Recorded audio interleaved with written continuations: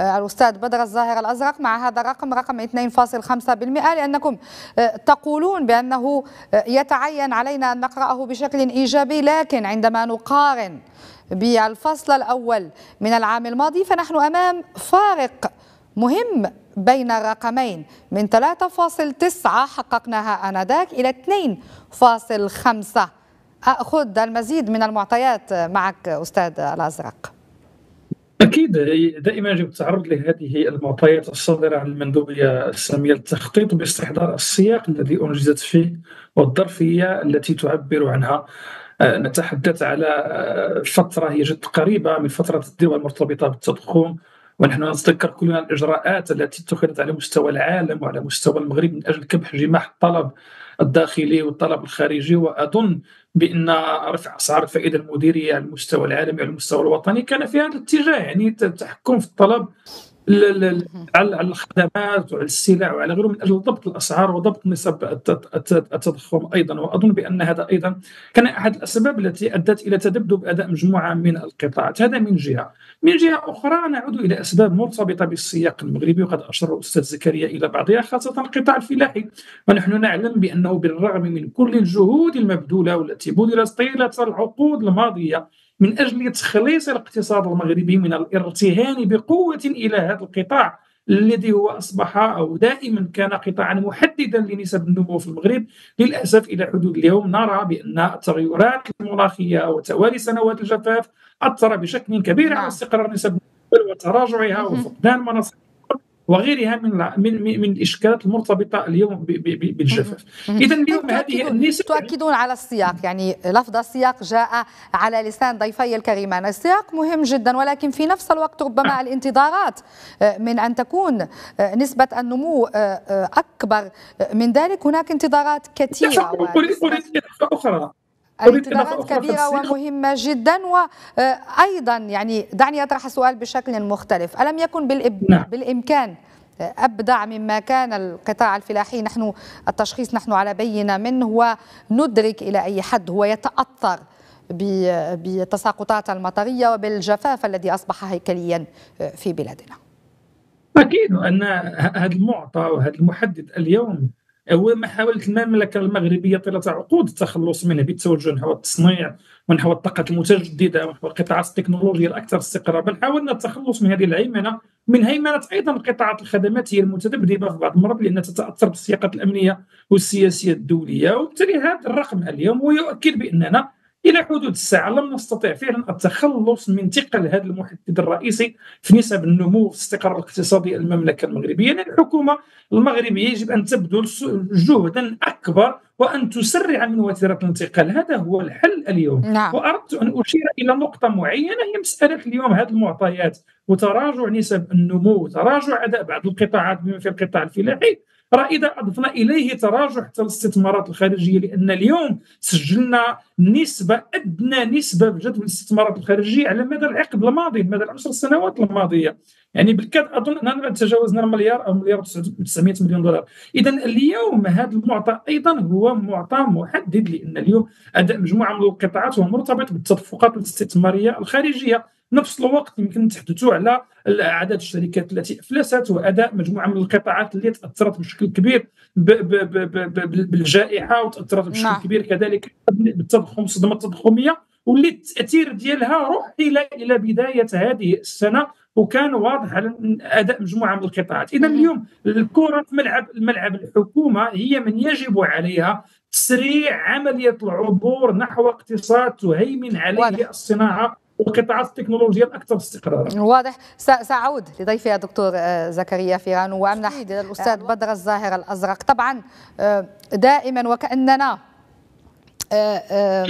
الدكتور زكريا فيران يتكلم بإيقاع الترافع، وهو دأبكم أنتم أيضا أكثر من مجرد التفاعل ربما الأكاديمي مع هذه المعطيات. هناك نفس ترافعي. اليوم نقول بأنه في مقابل هذا الانكماش الذي حدث بالنسبة للقطاع الفلاحي، هناك الأنشطة غير الفلاحية التي سجلت ارتفاعا مهما بنسبة 3.2%. كيف نفسر هذا الارتفاع، وما هي أكثر الأنشطة الاقتصادية التي أنهت الفصل على إيقاع الارتفاع والتي يمكن أن نعتبرها واعدة ويجب أن نستثمر فيها أكثر، ويجب أن نهيئ الشروط والظروف حتى تكون لها مكانة أكبر وتؤثر بشكل إيجابي وفق النتائج التي تحققها في الاقتصاد الوطني وتعوض ما نفقده في الفلاحة مثلا؟ أظن هنا 3 قطاعات هي التي دار الحديث على أن كان لديها أداء إيجابي في مقدمتها. دائما يبقى قطاع السيارات هو قاطرة اليوم، القطاع الصناعي في المغرب، ثم نأتي بعد ذلك القطاع الصناعات الاستخراجية اللي من بعد ما كانت هناك بعض التذبذبات في أداء هذا القطاع إلا أنه عاد مؤخرا خلال الأشهر الأخيرة إلى مستوياته الجيدة، ثم أداء قطاع الخدمات خاصة السياحة. إذا هذه القطاعات كان عندها أداء جيد، ولكن بالمقابل يعني أهم القطاعات التي شهدت يعني تذبذبا، وكان هذا امر متوقع ومنتظر، هو القطاع الفلاحي. وبالتالي هنا دائما المساله كانت مطروحه الى متى سوف نظل رهينين مجموعه من القطاعات الغير مستقره. هذا من جهه. من جهه اخرى، بالاضافه الى ما اشار اليه الاستاذ زكريا، وتقريبا انا اتفق معه تماما في كل ما توجه اليه، انه لا بديل لنا الا عن توجه التصنيع، لا بديل لنا الا توجه التصدير، ولا بديل لنا الا لان حتى التصنيع قد يصبح هشا ومهزوزا ان لم تكن لدينا استقرار او لم يكن لدينا استقرار طاقي في المغرب. ولان مساله التوجه نحو الصناعه هو شيء جيد، والتوجه نحو القطاع التكنولوجي شيء جيد، وتحفيز الاستثمار على مستوى الجهات بشكل عادل شيء جيد، والانتهاء من الاوراق الكبرى كلها اشياء جيده بالنسبه للمغرب ومقدور عليها. اظن بانه يمكن ان نعمل على هذا الامر، وحتى البحث العلمي والتعليم العالي وغيره. ولكن عندنا مساله محوريه لانها دائما تجعلنا بالفعل امام معضله بالنسبه للقطاع الصناعي، والانتقال نحو الصناعه والانتقال على مستوى النموذج الاقتصادي للمملكه المغربيه هو مرتبط بالطاقه اليوم. مساله الطاقه ومساله الماء، لان الصناعه تحتاج الى الماء وتحتاج الى الطاقه، ونحن نعلم بان المملكه المغربيه هي بلد فقير طاقيا، وان كل المشاريع اليوم هي مشاريع الطاقه المتجدده في بدايتها ولا تلبي الا جزء يسير من حاجه المملكه المغربيه من طاقه على المستوى الصناعي. وبالتالي ايضا يجب الالتفات لهذا الامر، لان مساله السياده الطاقيه بالنسبه للمملكه المغربيه هي مساله رئيسيه حتى على مستوى الجذب الاستثماري، لانه لا يعقل ان ياتي مستثمر الى المغرب واسعار الطاقه مرتفعه وتؤثر على تكلفه الانتاج. وهذا الامر هو ايضا يجب ان يؤخذ بعين الاعتبار، والا بدوره قطاع الصناعه سوف يصبح قطاعا مهزوزا وغير جاذب للاستثمارات الخارجيه. وبالتالي ايضا مساله الطاقه يجب ان تؤخذ بعين الاعتبار. ولكن عموما المعطى الذي يجب ان يؤخذ بعين الاعتبار من طرف الحكومه هو مساله التسريع، لان نحن ماشي لا نتقدم او لا نطور نموذجنا او ليس لدينا الوتيره هي بطيئه جدا، الوتيره هي بطيئه جدا ولا تستجيب لحاجياتنا ولطموحاتنا في المستقبل.